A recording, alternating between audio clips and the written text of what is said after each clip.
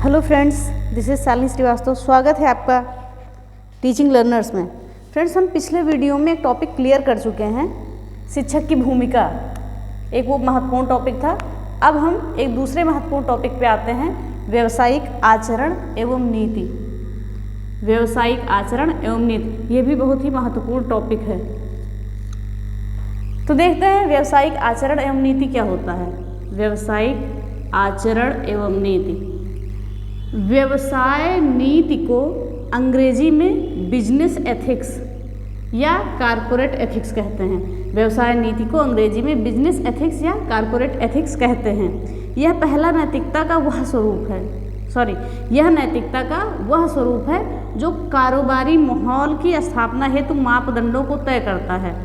यह नैतिकता का वह स्वरूप है जो कारोबारी माहौल की स्थापना हेतु मापदंडों को तय करता है। तो ये होता है व्यावसायिक आचरण एवं नीति। अब हम देखते हैं व्यवसाय क्या होता है। व्यवसाय कोई भी कार्य जिसके द्वारा हम अपना जीविकोपार्जन कर सकें, अपनी जीविका चला सकें। कोई भी कार्य जिसके द्वारा हम अपना जीविकोपार्जन कर सकें या अपनी जीविका चला सकें, वो क्या कहलाता है? व्यवसाय। वो व्यवसाय कहलाता है। तो हम व्यावसायिक आचरण नीति को हमने जाना, व्यवसाय को जाना। अब देखते हैं व्यावसायिक नैतिकता क्या होती है। व्यवसाय में निर्णय लेने एवं कौशलों को लागू करने के उपागम को व्यावसायिक नैतिकता कहते हैं। व्यवसाय में निर्णय लेने एवं कौशलों को लागू करने के उपागम को व्यावसायिक नैतिकता कहते हैं। अगला पॉइंट देखते हैं, व्यावसायिक आचरण एवं नीति।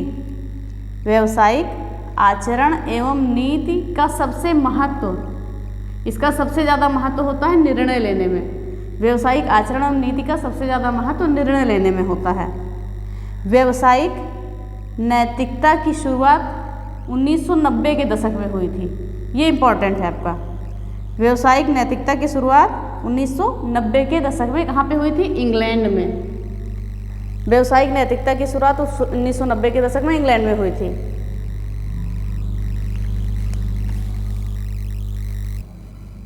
अगला है 1980 ईस्वी से लेकर 1990 तक के समय को व्यावसायिक नैतिकता का स्वर्ण युग कहा जाता है। 1980 से लेकर 1990 तक के समय को व्यावसायिक नैतिकता का स्वर्ण युग कहा जाता है। ये इम्पोर्टेंट है आपका। फिर आते हैं, देखते हैं किसी लेखक की रचना का उसे मालिकाना हक देना। किसी लेखक की रचना का उसे मालिकाना हक देना कॉपीराइट कहलाता है। किसी लेखक की रचना का उसे मालिकाना हक देना कॉपीराइट कहलाता है। अगला है, किसी कंपनी द्वारा प्रयोग किया जाने वाला विशेष चिन्ह। किसी कंपनी द्वारा प्रयोग किया जाने वाला विशेष चिन्ह ट्रेडमार्क कहलाता है। ट्रेडमार्क सोने की शुद्धता का मानक, सोने की शुद्धता का मानक हॉलमार्क होता है। ये सारे इंपॉर्टेंट है लाइन। खाने पीने की वस्तुओं में शुद्धता का मानक एगमार्क कहलाता है। एगमार्क खाने पीने की वस्तुओं में नीचे की ओर जो चौकोर वर्ग में चिन्ह बना होता है, तो हरा अगर चिन्ह बना है तो शाकाहारी को दर्शाता है, और अगर लाल चिन्ह बना है तो मांसाहारी को दर्शाता है।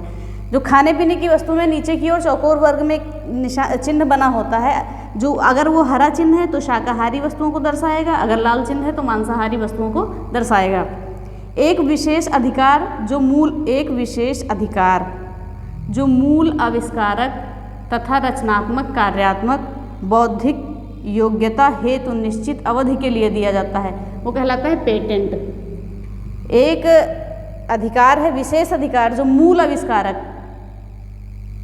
तथा रचनात्मक कार्यात्मक बौद्धिक योग्यता हेतु निश्चित अवधि के लिए दिया जाता है, उसे पेटेंट कहते हैं। हम एक बार, ये बहुत ही इंपॉर्टेंट है, एक बार और रिपीट कर देते हैं। 1980 से लेकर 1990 तक के समय को व्यावसायिक नैतिकता का स्वर्ण युग कहा जाता है।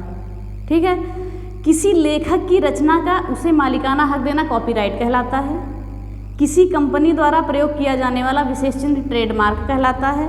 सोने की शुद्धता का मानक हॉलमार्क होता है।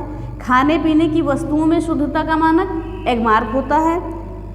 खाने पीने की वस्तुओं में नीचे की ओर चौकोर वर्ग में बना चिन्ह अगर हरा चिन्ह है तो शाकाहारी, लाल चिन्ह है तो मांसाहारी को दर्शाता है।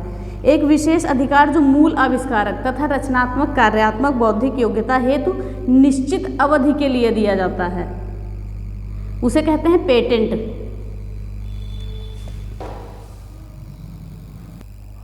अब हम देखते हैं कि CSR क्या होता है।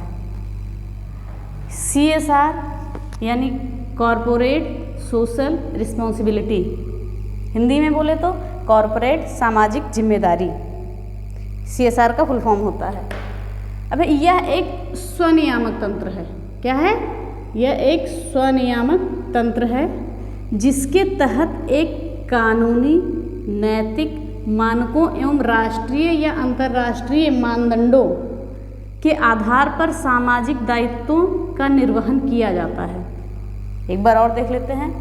कॉरपोरेट सामाजिक जिम्मेदारी एक स्वनियामक तंत्र है। एक स्वनियामक तंत्र है जिसके तहत एक कानूनी नैतिक मानकों एवं राष्ट्रीय या अंतर्राष्ट्रीय मानदंडों के आधार पर सामाजिक दायित्वों का निर्वहन किया जाता है। किसका? सामाजिक दायित्वों का निर्वहन किया जाता है। और CSR एक नैगमिक सामाजिक उत्तरदायित्व है। अब देखते हैं व्यावसायिक नैतिकता के प्रकार कितने होते हैं। व्यावसायिक नैतिकता के 2 प्रकार होते हैं। कौन कौन से? प्रामाणिक व्यावसायिक नैतिकता और वर्णनात्मक। प्रामाणिक और वर्णनात्मक। जो कक्षा में होता है वहाँ वर्णनात्मक नैतिकता पाई जाती है। कोई भी पाठ है शिक्षक व्याख्या करके पढ़ाता है, इसलिए कह सकते हैं कि शिक्षा में वर्णनात्मक नैतिकता पाई जाती है। भारतीय कॉपीराइट अधिनियम 1956-57 में लाया गया। ये इंपॉर्टेंट है, इस पर इंपॉर्टेंट लगा लीजिए। भारतीय कॉपीराइट अधिनियम 1956-57 में लाया गया। अब देखते हैं थॉमस डोनाल्डसन एवं थॉमस डम्फी ये व्यावसायिक नैतिकता के प्रमुख समर्थक थे। थॉमस डोनाल्डसन एवं थॉमस डम्फी व्यावसायिक नैतिकता के प्रमुख समर्थक थे। और एक लोग इन्होंने व्यवसाय जगत के लिए एकीकृत संविदा का सिद्धांत दिया था। एकीकृत संविदा का सिद्धांत किसने दिया था? थॉमस डोनाल्डसन एवं थॉमस डम्फी ने एकीकृत संविदा का सिद्धांत दिया था। एक आते हैं मिल्टन फ्रीडमैन, इन्होंने व्यावसायिक नैतिकता का समर्थन नहीं किया था। क्या? मिल्टन फ्रीडमैन ने व्यावसायिक नैतिकता का समर्थन नहीं किया था। तो ये क्लियर हो गया। अब हम आते हैं व्यवसाय के लक्षण क्या क्या होते हैं।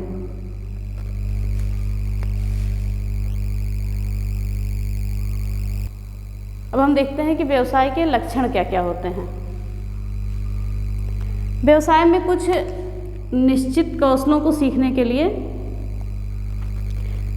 व्यवसाय में कुछ निश्चित कौशलों की आवश्यकता होती है जिन्हें हम निश्चित संस्थान या अनुभव द्वारा सीखते हैं।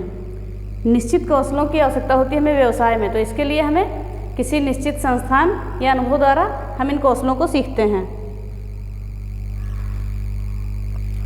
समाज के लिए लाभकारी व्यवसाय जो है समाज के लिए प्रत्यक्ष एवं अप्रत्यक्ष रूप से लाभकारी होता है। प्रत्यक्ष एवं अप्रत्यक्ष रूप से।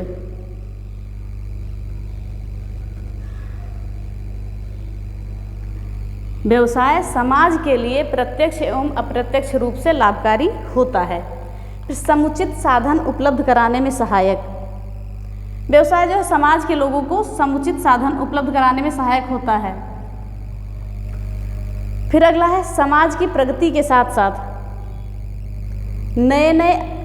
समाज की प्रगति के साथ साथ नए आविष्कारों एवं तकनीकों की उन्नति में सहायक होता है। व्यवसाय जो होता है ये समाज की प्रगति तो करता ही है, समाज की प्रगति के साथ साथ नए आविष्कारों एवं तकनीकों की उन्नति भी करता है, उसमें भी सहायक होता है।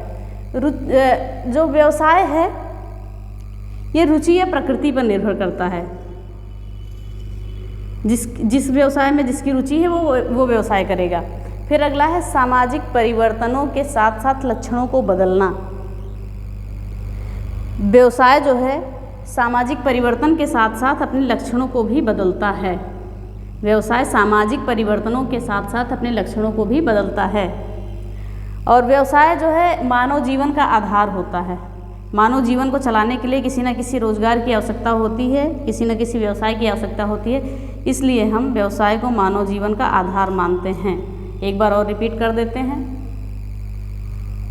व्यवसाय में कुछ निश्चित कौशलों को सीखने के लिए निश्चित कौशलों की आवश्यकता होती है, जिन्हें हम किसी निश्चित संस्थान एवं अनुभव द्वारा सीखते हैं। व्यवसाय समाज के लिए प्रत्यक्ष एवं अप्रत्यक्ष रूप से लाभकारी होता है। व्यवसाय समाज में समुचित साधन उपलब्ध कराने में सहायक होता है। व्यवसाय समाज की प्रगति के साथ साथ नए नए आविष्कारों एवं तकनीकों की उन्नति में भी सहायक होता है। व्यवसाय रुचि या प्रकृति पर निर्भर करता है। व्यवसाय किसी की रुचि या प्रकृति पर निर्भर करता है। सामाजिक परिवर्तनों के साथ साथ व्यवसाय सामाजिक परिवर्तनों के साथ साथ व्यवसाय के लक्षण भी बदलते हैं। और व्यवसाय जो है मानव जीवन का आधार है। तो आज हमने एक महत्वपूर्ण टॉपिक जो है व्यावसायिक आचरण एवं नीति का इतना पढ़ लिया। अब आगे का हम अगले वीडियो में पढ़ेंगे। अगर आपको वीडियो पसंद आती है तो प्लीज़ लाइक शेयर एवं सब्सक्राइब करें, बेल आइकन दबाना ना भूलें। धन्यवाद। जय हिंद।